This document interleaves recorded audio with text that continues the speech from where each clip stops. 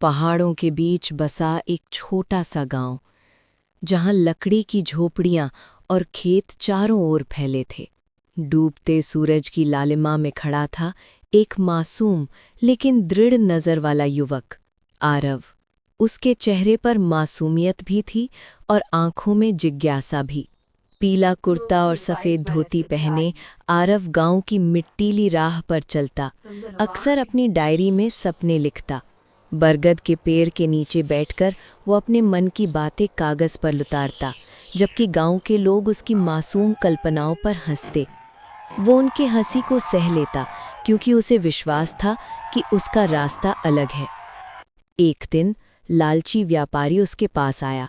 सोने के सिक्के और गहनों से उसे फुसलाने की कोशिश की, लेकिन आरव ने मुस्कुराकर ठुकरा दिया। व्यापारी ने तिरस्कार से उसे मूर्ख कहा, लेकिन आरव अपने रास्ते पर निकल पड़ा। हाथ में लालटेन लिए पहाड़ी पगडंडी पर शाम ढल रही थी। आसमान बैंगनी हो रहा था और नदी पर बने लकड़ी के पुल से गुजरते हुए उसकी लालटेन हल्की सी चमक रही थी। अचानक तूफानी बारिश ने उसे भिगा दिया। कपड़े मिट्टी से लथपथ हो गए, लेकिन उसका हौसला बरकरार रहा। वो फिसलते पत्थरों वाली सीढ़ियां चढ़ता गया। गहरे जंगल में उसकी लालटेन की रोशनी के अलावा सब अंधकार था। झाड़ियों के बीच से चमकती आंखें उसे घूर रही थीं, लेकिन वो बहादुरी से आगे बढ़ा। फिर उसके सामने धुंध से ढका एक प्राचीन गुफा का द्वार आया। बेलों से लिपटी उस गुफा में घुसते ही चारों ओर सन्नाटा था। उसने सावधानी से कदम बढ़ाए, जब अचानक दीवारों पर प्राचीन प्रतीक हल्की चमक में उभरने लगे। भीतर एक चबूतरे पर एक बुझा हुआ दीपक रखा था। आरव ने कांपते हाथों से दीपक उठाया। उसकी आंखें लालटेन की रोशनी में चमक रही थीं। उसने दीपक जलाया और सोने जैसी चिंगारियां हवा में फैल गईं। धीरे धीरे गुफा सुनहरी रोशनी से भरने लगी।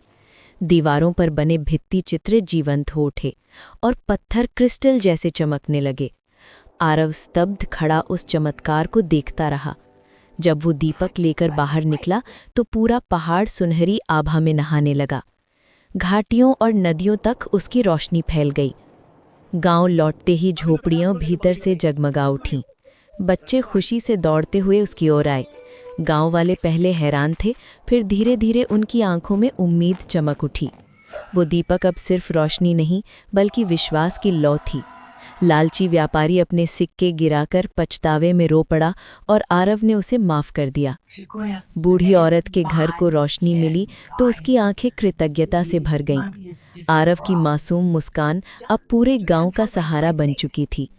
मंदिर दीपक की दिव्य आभा से जगमगा उठा और गांव वाले झुककर आदर जताने लगे। आरव ने दीपक को गांव के बीचों बीच रखा। सुनहरी चिड़िया आसमान में उड़ने लगी। बच्चे खुशी से नाचने लगे और गांव वाले पेड़ लगाने लगे। व्यापारी भी अपने अहंकार को छोड़कर सेवा में जुट गया। बरगद के पेड़ तले वही आरव, जिसके सपनों पर कभी लोग हंसते थी, अब सबके मार्गदर्शक बन चुका था। दीपक की सुनहरी लौ गांव के चौक में हमेशा जलती रही।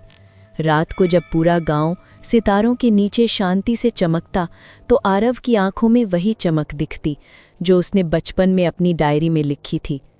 और उस सुनहरी रात आरव ने सीने से दीपक लगाकर कहा, सच्ची रोशनी सोने चांदी से नहीं, बल्कि नियत और साहस से जगती है।